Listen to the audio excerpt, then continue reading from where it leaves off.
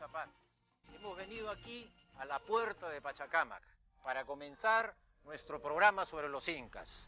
Estamos en el lugar donde se hallaba la muralla exterior y la verdadera puerta de ingreso.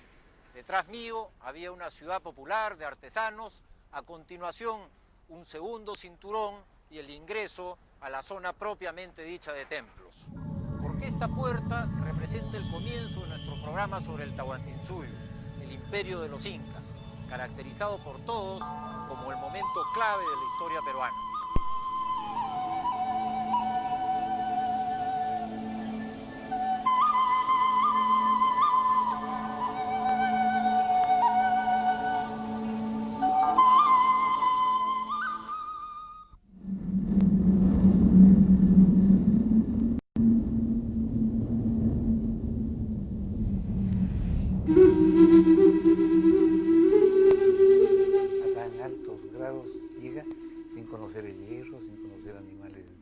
Sin conocer la escritura alfabética. Entonces hay que preguntarse cómo pudieron llegar a esos extremos tan elevados en los cuales no hubo desocupados, no hubo mendigos.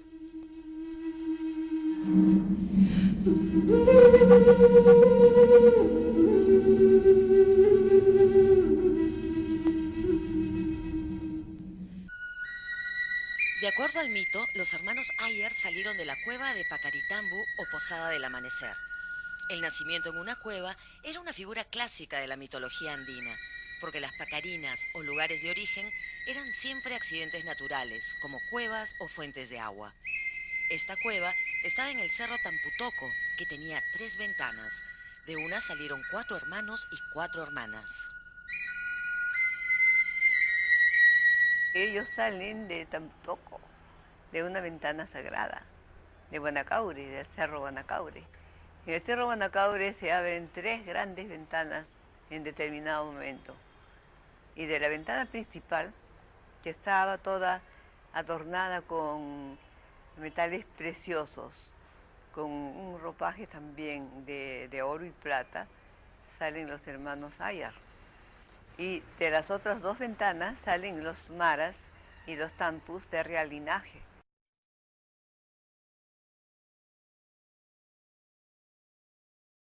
De las otras 2 ventanas salen los maras y los tampus de real linaje.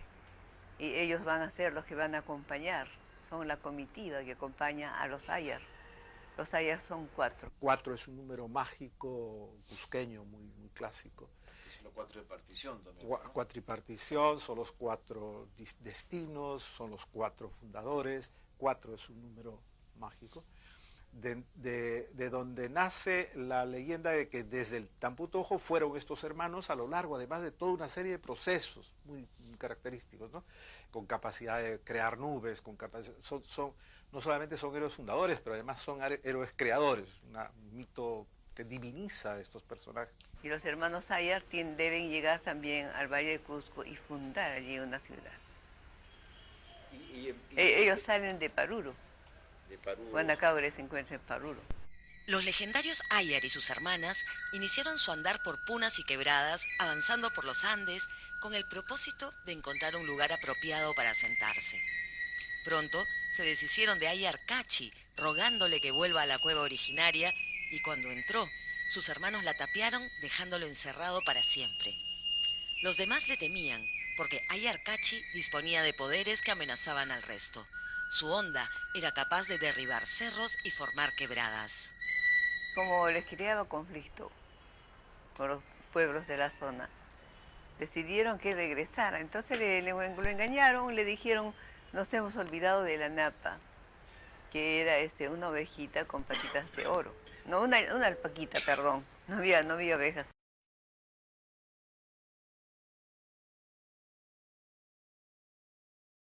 Con patitas de oro. No, una alpaquita, perdón, no había ovejas. Una alpaquita. Nos hemos olvidado de la napa, así que tú debes regresar a traerla. Entonces él con ese engaño regresó y entonces ellos tapiaron la Tamputoco y él se quedó allí, dando lugar a un chorro de sal, a una laguna de sal que después de eso se va hasta Maras y llenó una cantidad de pocitos de sal. Los Ayar eran agricultores, aunque también errantes. Ellos se detenían a producir y después de unas cosechas retomaban su marcha. No eran recolectores y cazadores, sino agricultores y ganaderos transhumantes, que estaban en busca de un buen lugar para establecerse. Esta condición parece haber sido común en los Andes, cuando ante el aumento de la población, algunos grupos organizados en Ayllus salían en busca de nuevas tierras donde establecerse. Después de mucho andar, los Ayar llegaron a un sitio donde decidieron que Ayar Uchu se transforme en piedra para convertirse en huaca, un lugar sagrado a ser llamado Huanacauri. Esta huaca los ayudaría a encontrar su sitio en este mundo, porque la forma lítica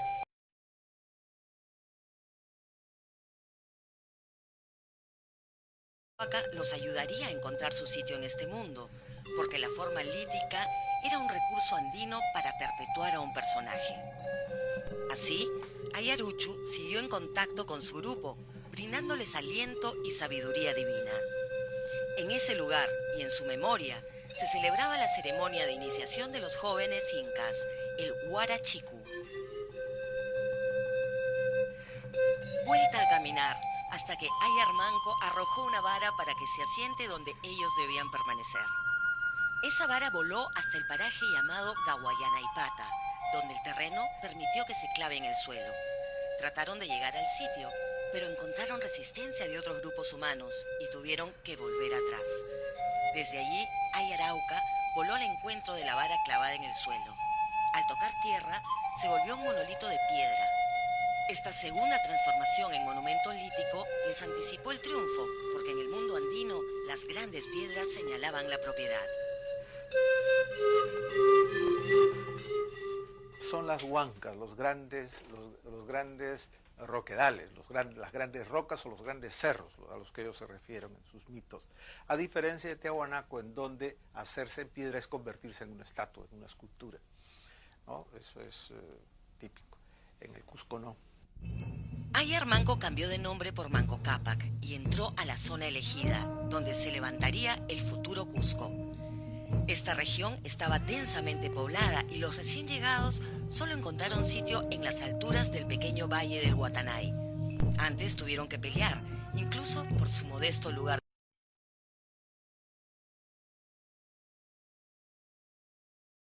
del Guatanay.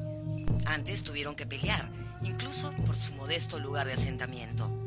En esa lucha fue fundamental una de las mujeres llamada Mama Huaco. Ella era valiente y aguerrida. En medio de la refriega mató a un enemigo, le extrajo el pulmón y soplándolo produjo un ruido espantoso que ahuyentó a los rivales. Mama Huaco representa un tipo de mujer andina, de prospecto varonil, que no se amedrenta nunca, ni ante el frío ni ante la violencia. Estos atributos la hacen mujer libre, no sometida necesariamente al matrimonio, a menos que ella sea quien lleve las riendas. Según Huamampoma, era la madre de Manco Cápac y también después se convierte en su esposa. Hay algunos cronistas que dicen que no fue Manco Cápac el de la vara de oro, sino Mama Huaco. Y la mujer gobernaba y tenía poder. Y Murúa cuenta que cuando se aburría del marido lo echaba y cogía otro nuevo y el desechado lloraba en una esquina su desgracia. Eso les encanta, en una conferencia cuando lo digo les encanta. El otro prototipo femenino es Mama Ocllo, que representa a la mujer en su papel tradicional. Mama Ocllo se halla también en el otro mito inca de orígenes, aquel de la pareja primordial que nace del lago Titicaca. Hay una relación permanente.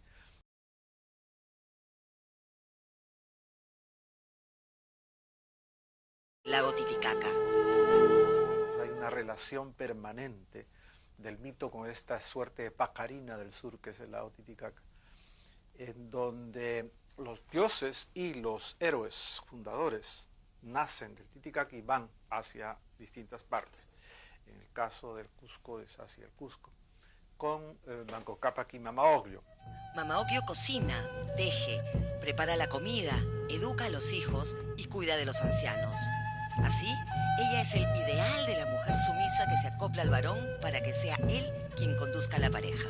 En la familia el trabajo estaba dividido entre ciertas tareas eran masculinas, otras eran femeninas. Por ejemplo, para sembrar la taquichacla, que es el arado andino con el pie que se usa, era usado por los hombres. Pero generalmente la que ponía el fruto, la semilla, el tubérculo en la tierra eran mujeres. Por ser mujer, Mama Pacha la tierra. Era una mujer que tenía que depositar la semilla o el tubérculo en la tierra y sin hablar, en silencio. De acuerdo al cronista Sarmiento de Gamboa, los ayllus que fundaron el Cusco estaban dirigidos por 4 personajes: Manco Cápac, Mama Huaco, Sinchi Roca y Manco Zapaca. Es decir, en este relato mítico, una mujer tenía mando político y era parte de la élite gobernante por derecho propio y no solamente en tanto esposa o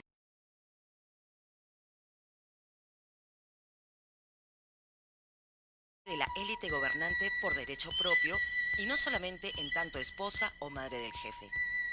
En ese sentido, la sociedad andina tuvo algo de patriarcal, pero el balance entre los sexos estaba compensado por el poder político que adquirieron algunas mujeres.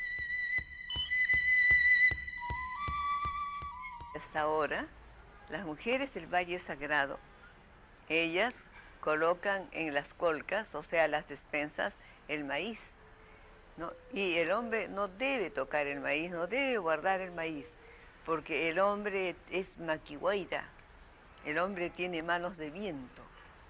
Si el hombre colocara las papas, el maíz, todo lo demás de eso en la despensa, se iría antes de que termine el año.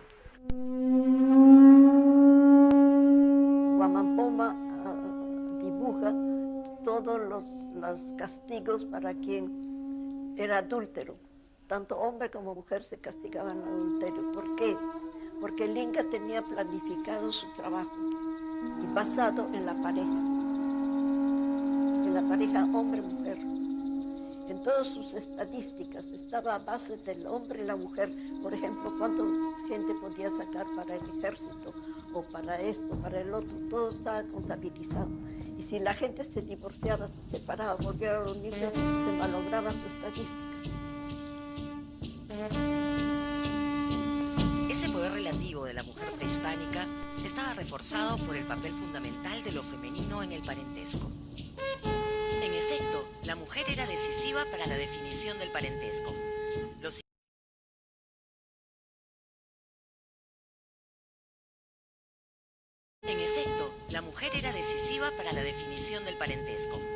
Los incas estaban organizados en panacas, familias ampliadas, dueñas de extensas propiedades en común que sustentaban su amplia intervención en la vida política del Cusco. La panaca es un gran ayllu, en donde la jefe es la hermana, pana, la pana del Inca, es panaca, es eso. Entonces, no solamente esto, sino que la jefe es la coya. Coya es querida, es la principal, la mujer principal del Inca. Ella se queda a cargo de la panaca y la panaca rinde culto al Inca muerto, pero ese rendir culto está asociado además a una suerte de herencia, de terrenos, de territorios, son dueños de grandes haciendas, y así es, ¿cierto? Y además de toda una serie de privilegios, ¿no? El privilegio del uso de determinado tipo de vestidos, que tienen una serie de consecuencias económicas, el tener acceso a la lana de vicuña, el animal de caza, el tener acceso, en fin, a una serie de beneficios. Que la panaca, con una mujer al centro, tiene su proceso. Las panacas eran instrumentos cruciales de la acción política imperial. Como grupo de parentesco, su definición era matrilineal. El hombre pertenecía a la panaca de su madre y sus hijos varones no se clasificaban con él, sino con sus progenitoras. El término panaca viene de pana, que significa hermana.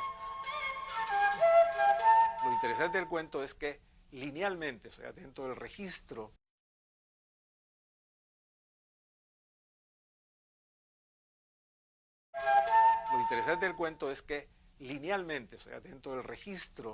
son descendientes del Inca Pachacútec, son descendientes del hombre, pero están bajo la tutela de Beatriz Coya, ¿no es cierto?, de un conjunto de mujeres que son las que manejan, administran y deciden cuál es la opción de desarrollo de la propia panaca. Las madres de los candidatos eran muy influyentes en la selección del futuro soberano. Ellas movilizaban a su propio grupo de parentesco para ejercer presión y montaban alianzas entre mujeres.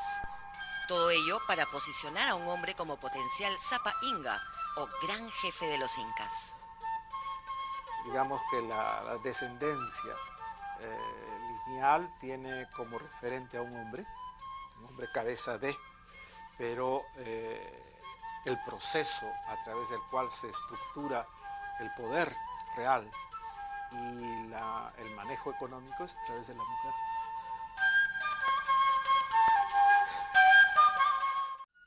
Durante algunos centenares de años, los incas fueron un grupo étnico, entre otros, arrinconado en las nacientes de un pequeño río tributario del Vilcanota.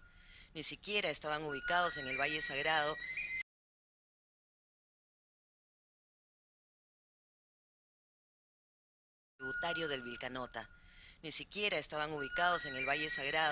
sino en una tierra ciertamente marginal a los grandes recursos naturales regionales.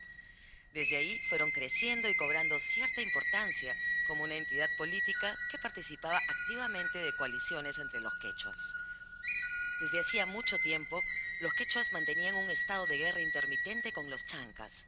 Estos provenían de las actuales regiones de Ayacucho y Andahuaylas, habiendo avanzado recientemente sobre Abancay.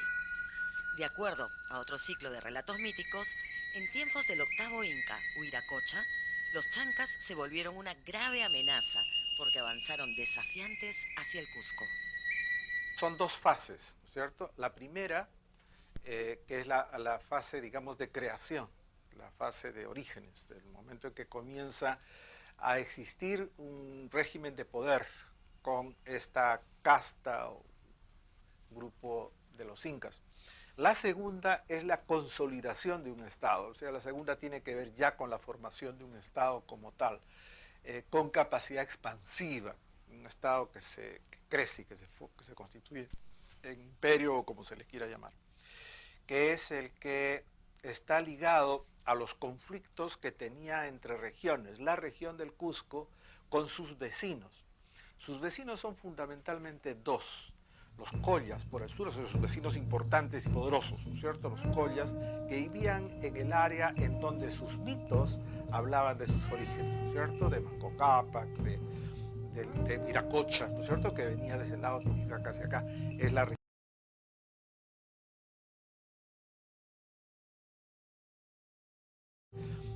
de Viracocha, ¿no es cierto?, que venía de ese lado de Titicaca hacia acá, es la región Colla. Esa es una de las zonas referentes que están de una u otra manera en conflicto con el Cusco. Y el otro es la región que ellos llaman Chanca, que es aparentemente la que estaba en constante guerra, diría yo que a lo largo de toda la dinastía cusqueña. O sea, claro que hay contradicciones, los mitos tienen siempre eso. Desde Inca Roca, por lo menos, ya hay guerra con los chancas. En unos cronistas, en otros no. La guerra aparece con Viracocha, en otros incluso el resultado podría ir hasta Yauro Baja, pero en fin. Este segundo mito relata cómo los incas rompieron el cerco de otros huracazgos y se impusieron para establecer el imperio. Los chancas fueron derrotados por Pachacútec y a continuación el Inca invadió el actual Ayacucho. Luego dio la vuelta y conquistó la región del lago Titicaca. Él en determinado momento ve unas filas de piedras y entonces dice, tenemos que defendernos de todas las maneras. Así que esas piedras hay que vestirlas de guerreros. Que los chancas cuando aparezcan se imaginen de que hay un ejército muy grande. Entonces se ocupan de traer todas las ropas posibles para que parezcan guerreros. Y cuando pasa por allí Incaripa, mira, y también él cree que eran guerreros. Entonces les dice, hermanitos, ¿qué están haciendo? ¿Qué esperan ustedes también para levantarte? Tenemos que defender el Cusco. Y las piedras se convierten.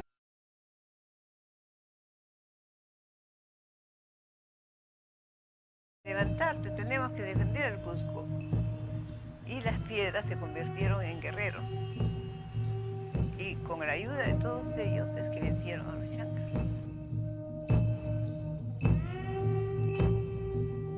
A través de estas campañas, el Inca se estableció en las sedes de los antiguos estados de Huari y Tiahuanaco. Estas dos campañas le proporcionaron a Pachacútec un gran poder al unificar el área surandina y propulsarla como cabeza de una nueva unificación del mundo conocido. La primera área que domina Pachacútec, o sea, el área que controla Pachacútec, curiosamente coincide con lo que era el ámbito del Imperio Huari. Ese es exactamente, uno puede poner los mapas del área, del dominio controlado por Pachacútec solamente, y el área que tenía el llamado Imperio Huari, y coinciden plenamente.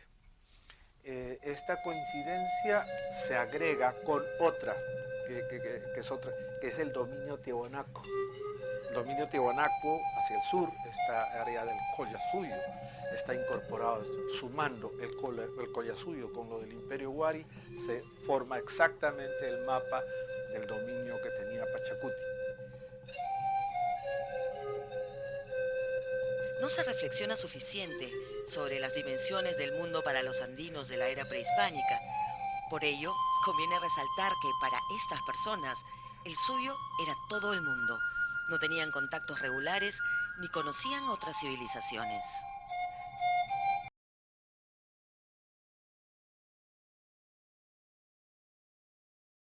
Regulares ni conocían otras civilizaciones.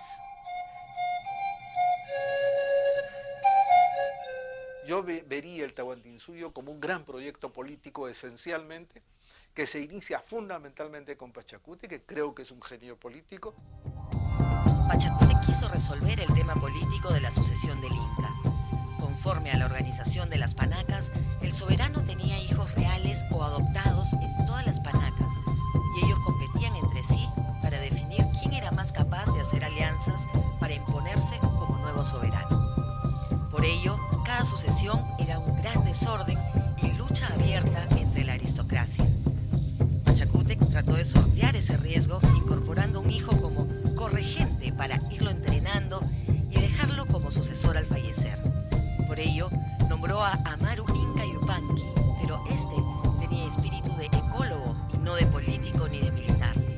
Por ello, con su consentimiento, Pachacútec nombró a otro de sus hijos. Esta vez el cargo recayó en Tupac Yupanqui, quien fue un gran guerrero. La segunda gran expansión es fruto de las acciones de Tupac Yupanqui, quien conquistó el reino de los Chimú y completó las conquistas de la costa norte. Posteriormente, Tupac salió en balsas y habría avanzado hasta la isla de Pascua. Al fallecer Tupac Yupanqui, el nuevo soberano fue Huayna Cápac, quien llevó la expansión al máximo, habiendo incorporado el actual Ecuador y la zona de Pasto en la Colombia de nuestros días. Con Huayna Cápac, los incas habrían encontrado su temprano esplendor. Por su parte, las conquistas incas habían extendido la frontera sur bastante más allá de la Bolivia contemporánea. El Tahuantinsuyu, de hecho, abarcaba medio Chile y toda la zona andina de la Argentina, que es bastante extensa. Más allá, solo habían tribus poco civilizadas que los incas no tuvieron interés en incorporar a su dominio. La selva baja fue otro de sus límites naturales y su mundo corría a lo largo de los Andes y los desiertos costeros. Dos columnas vertebrales que conectaban a un mundo especialmente vertical, donde el territorio estaba quebrado en múltiples pequeños nichos productivos, situados a muy distintas alturas y dotados, por lo tanto, de ecologías propias y singulares. La sociedad andina estaba dividida pues mediante el sistema decimal, de 5 unidades domésticas o 5 hogares para arriba hasta 10.000. Entonces hay un orden jerárquico de autoridades superiores, medias e inferiores, de tal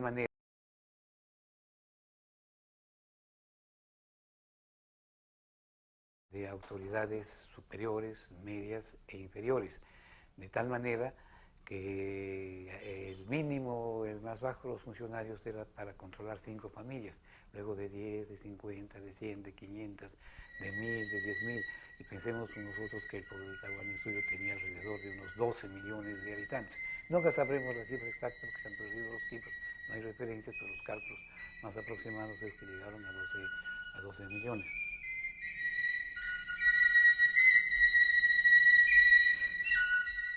Los incas reproponen la ciudad de una manera muy especial, ¿no? El Cusco prácticamente es refundado por Pachacútec, no sé si es como una figura mítica, pero se habla de que el Inca prácticamente replantea el territorio, saca los ríos de los cauces originales, deseca en una zona media pantanosa. El propio Inca se dice, traza las calles con los nobles de la ciudad, hace una maqueta para diseñar el Cusco. También hay un dato interesante que es una ciudad inca y casi exclusivamente inca étnicamente, es decir, que tenía un anillo de campos a los alrededores de la ciudad que la separaban de las demás poblaciones no incas o de los micmas o de los foráneos que estaban instalados en los barrios periféricos de la ciudad. Entonces hay un concepto muy especial de la ciudad. Y el otro es el hecho de que asumen la plaza como un elemento espacial espectacular, ¿no? Son plazas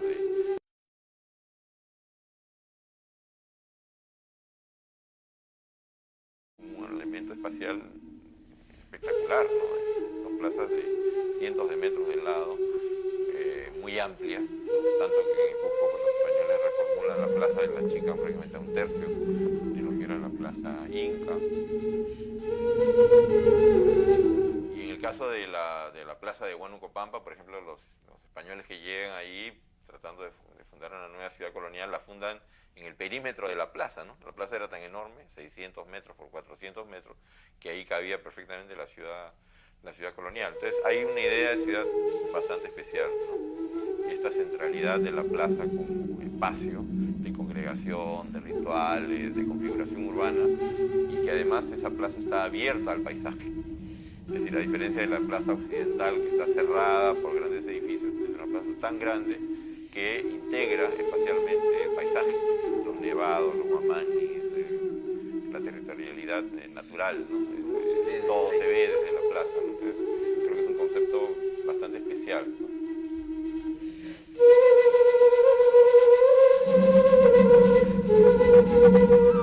La formidable expansión política de los incas estuvo basada en un universo de conceptos e instituciones que eran bastante comunes. Desde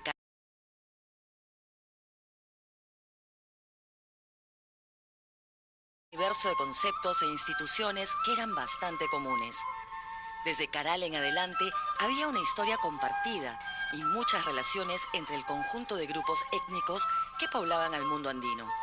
Por ejemplo, el Ayllu era universal. Antes que la familia nuclear como la conocemos hoy en día, en ese tiempo habían Aylus. Ellos eran el verdadero parentesco y también eran la vía para el acceso a la propiedad. Quien carecía de parientes era un huaccha, un pobre, un huachito, porque el Ayllu era tanto familia como recursos.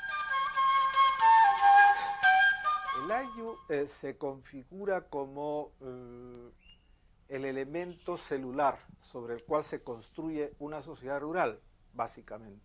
¿Es patrilineal? Sí y no.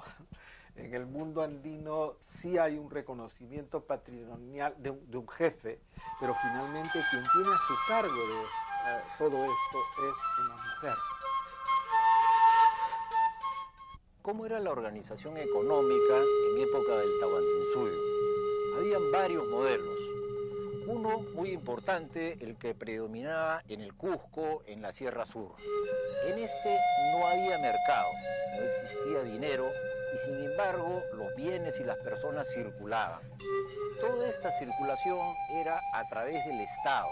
El sistema es llamado por los contemporáneos, por los arqueólogos, por los investigadores de nuestros días, la redistribución, a través del cual un centro, en este caso el Estado, el gobierno político, controla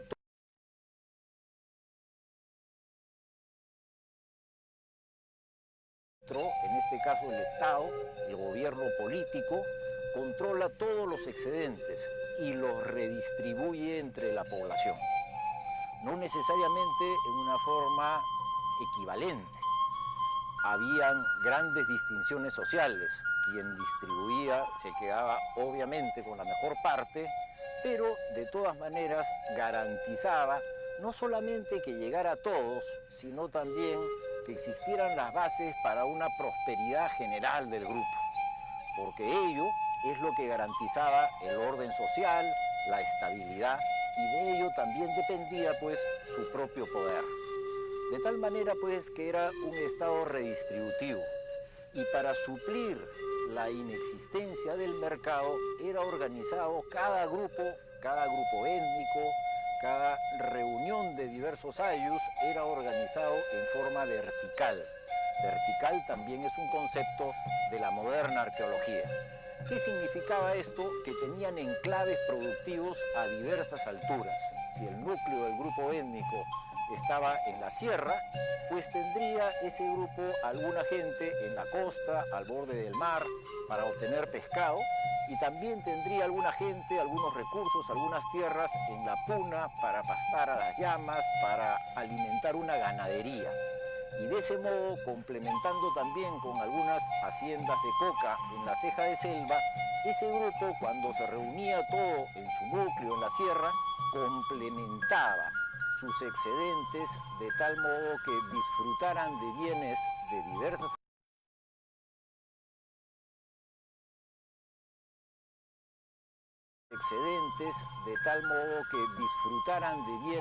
de diversas alturas, de recursos diferentes, y su territorio era discontinuo, era vertical.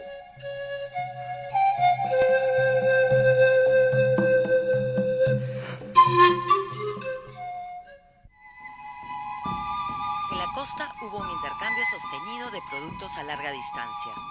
Los mercaderes de Chincha y de otras regiones costeras viajaban por mar para traer conchas sagradas del actual Ecuador.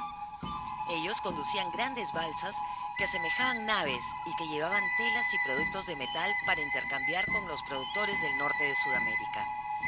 Francisco Pizarro, en el transcurso del segundo viaje de la conquista, se topó con una de estas balsas de mercaderes y los cronistas dejaron una descripción maravillada de su complejidad. Admiraron su tamaño, la cantidad de gente que viajaba en ella y la riqueza de la mercadería que transportaba. Este intercambio de larga distancia entonces en la costa era manejado por mercaderes y ello dio origen a una mayor especialización del mercado laboral.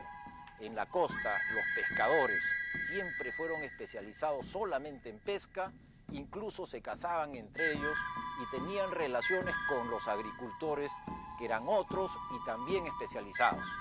De tal modo pues que el mundo económico costeño registró mayor especialización, lo que dio origen a una clase de artesanos que apareció como independiente y vigorosa, que se transformó en un fenómeno urbano. En la costa desde muy temprano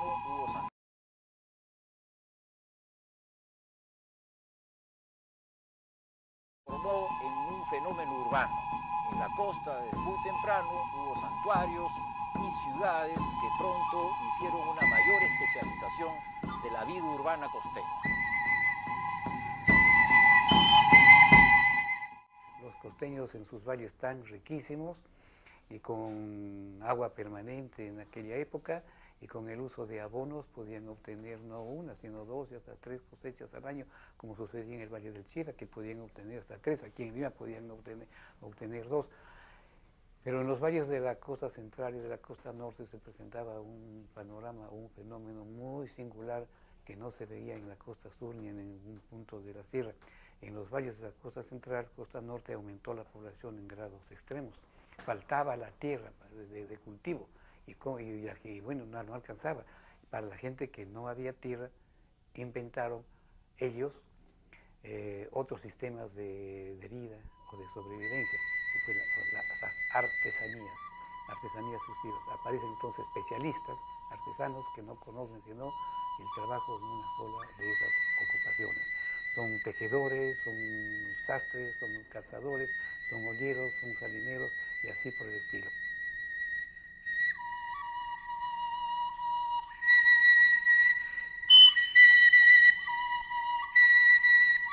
Otro elemento común fue la organización del trabajo. La base era el AINI, la ayuda mutua, el viejo principio del hoy por ti y mañana por mí. En ocasiones, toda la comunidad trabaja para algún propósito colectivo y en esas ocasiones, la actividad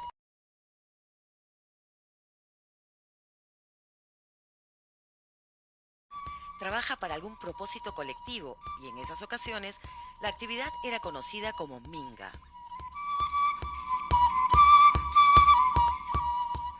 Y este mecanismo de reciprocidad, que es el AINI, se institucionaliza en la sociedad andina. No es desde luego solo creación incaica, es mucho más viejo. Y es mucho más viejo atendiendo al hecho de que es casi la única forma de vivir en el mundo andino. El Estado solicitaba mano de obra para propósitos mayores, como conformar el ejército, o tejer para los depósitos reales, o para cuidar los caminos, o para cultivar sus haciendas. En esa oportunidad, el trabajo se llamaba mita, y fue el antecedente de la institución colonial con el mismo nombre. Pero en tiempos de los incas reinaba el principio de la redistribución, y si el Estado solicitaba trabajo, entregaba obsequios en agradecimiento, y cuidaba que la obra encargada tuviera sentido social, siendo de utilidad para la prosperidad general. Pero hay otra cosa interesante, Tony, que también lo leí en Polo Ondegardo, él siempre se queja de que en el mundo andino no hay caridad. Dice que la gente no se ayuda entre ellas, que si un indígena ve a alguien que está con la pierna rota en la calle, va a seguir de frente y no lo va a ayudar. Y eso les choca a los... No hay compasión. Sí, él lo llama caridad, caridad para con el prójimo.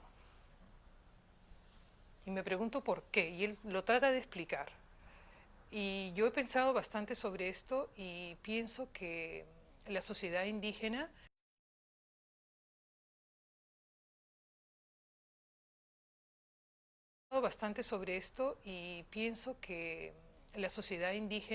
era una sociedad que tenía alguien que se ocupaba de estos casos. No era responsabilidad de cada uno, sino como cada 10 personas tenían algo así como un supervisor. Este era el que se encargaba de estas 10 y luego de las 100 y otro de las 100 y otro de las 1000 y así, ¿no?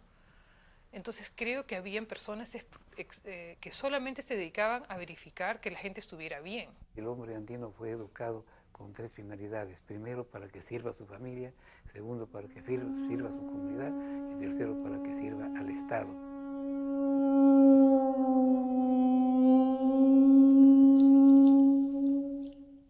En el mundo andino prehispánico, la religión tenía 2 elementos que la diferenciaban radicalmente de lo que vendría luego, del catolicismo. El primero es que era una religión politeísta, donde había espacio para numerosos dioses. El panteón andino estaba integrado por un conjunto de dioses que tenían una jerarquía, por supuesto. Habían unos por encima, y en la época de los incas, este era el sol. Pero no había ninguna contradicción con la presencia de otros dioses, algunos de ellos muy poderosos, como por ejemplo Pachacamac, todos y cada uno de los grandes apus, etc. Por el contrario, en el catolicismo hay un solo Dios y, como sabemos, todos los demás son falsos. El segundo rasgo distintivo y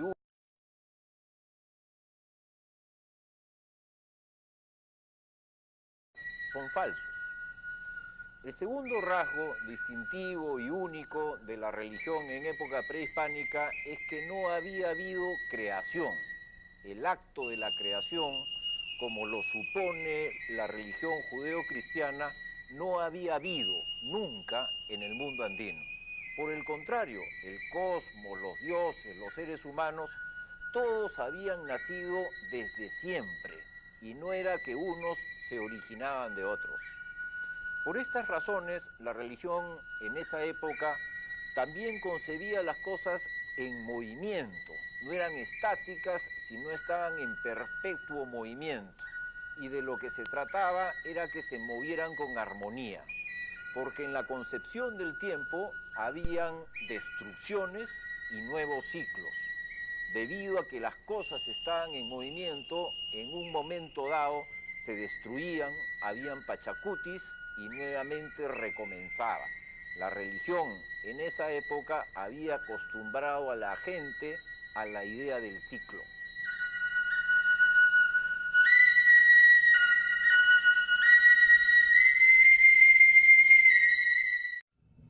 Las conquistas incas utilizaron tanto la persuasión como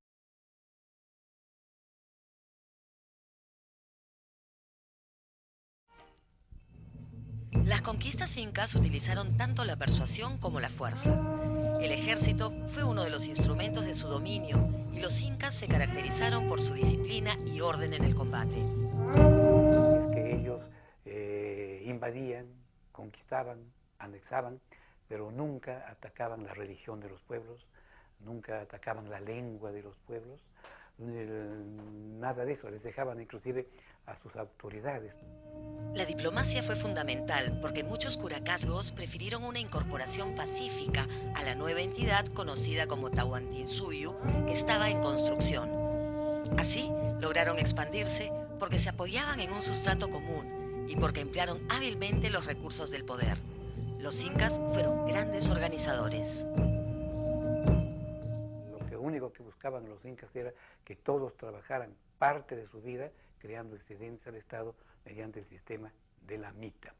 O sea, de que si antes los muchachos, los jóvenes habían sido educados para servir a su familia y a su comunidad étnica, ahora se les aumentaron solamente una cosa más, también servir al Estado. También hay esta cosa que a veces debemos revisar, donde no todo está estandarizado, formalizado a los incas, sino siempre hay márgenes muy amplios de dejar hacer a las poblaciones locales, inclusive en las principales capitales provinciales. Sus instrumentos de gobierno fueron los quipus y los caminos. Gracias a los nudos pudieron llevar las cuentas de la tributación y de la distribución del trabajo de construir un imperio. El mecanismo a través del cual la autoridad se ejerce en un espacio territorial muy vasto. La base ahí es la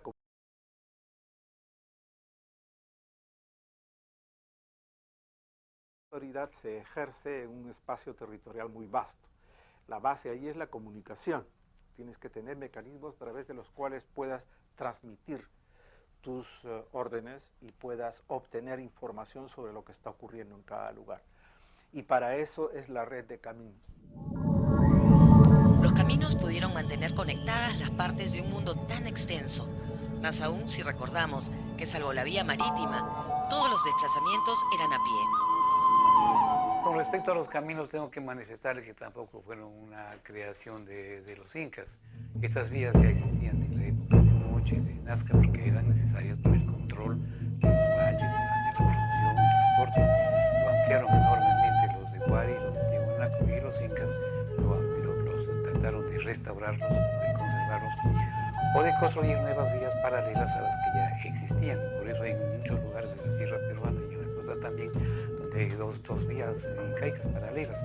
Unas son las pre-incas y otras son las incas.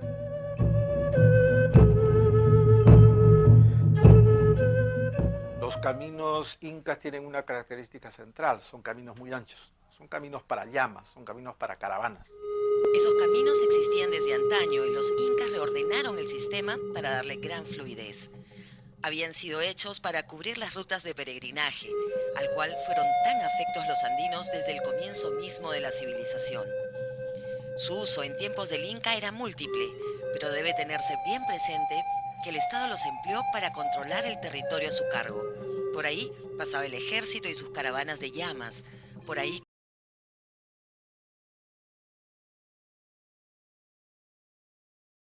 cargo. Por ahí pasaba el ejército y sus caravanas de llamas. Por ahí corrían los chasquis llevando noticias y órdenes. Mucha gente cree que fueron unos caminos para unificar al país, para que la gente viajara, se conociera los unos con los otros. Absolutamente falso. La gente en el antiguo Perú estaba prohibida de moverse de sus pueblos, prohibida de moverse de sus años. Claro que habían grandes migraciones, pero cuando el Estado lo disponía, cuando al Estado le convenía el sistema de mitimaes. Los mitimaes eran ayllos, o a veces etnias enteras, desplazados de un sitio a otro, cuyas distancias fluctuaban. Podían ser distancias que quedaban dentro de la misma provincia, provincias colindantes o en provincias lejanísimas a 1000 y a más de 1000 kilómetros cuadrados. Y eran la palabra mitimae quiere decir precisamente extranjero o forastero, pero no existía solamente un modelo de mitimaes. Yo he detectado la existencia de 13 tipologías de mitimaes. Las principales eran los deportados o para sancionarlos desde el punto de vista político, militar, por desleales. También había mitimaes fieles al Estado que los llevaban de un lugar a otro para mantener la paz. Eran como guarniciones militares al servicio del Estado. En el sistema de mitimaes intervenían todos, desde la alta nobleza de sangre hasta las clases más modestas, más humildes. Nadie se escapaba del sistema de mitimaes. Por eso decir que los mitimaes formaban una clase social que estaban ubicados en el peldaño más bajo.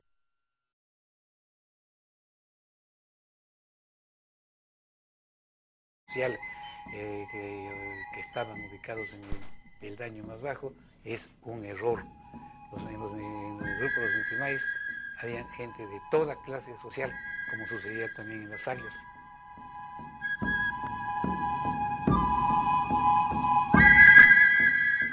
Eran hermanos Huáscar y Atahualpa. Las crónicas, la tradición occidental dice que sí, porque eran hijos del mismo padre. Pero en el Tahuantinsuyo, la familia, el sistema de parentesco, estaba determinado por la madre. En este sistema político, el de los incas, el inca reinante tenía hijos en todas las grandes panacas, grupos de familias ampliadas en las cuales estaba organizada la aristocracia incaica. El inca tenía hijos en cada una de las grandes panacas, en cada una de las grandes familias. Y estos combatían por el trono, por la sucesión, cuando el inca viejo moría. Ello llevó a una debilidad política del Estado, porque cada transición, cada sucesión implicaba una crisis, una disputa donde uno de los hermanos se imponía sobre los demás, gracias a una política de alianzas,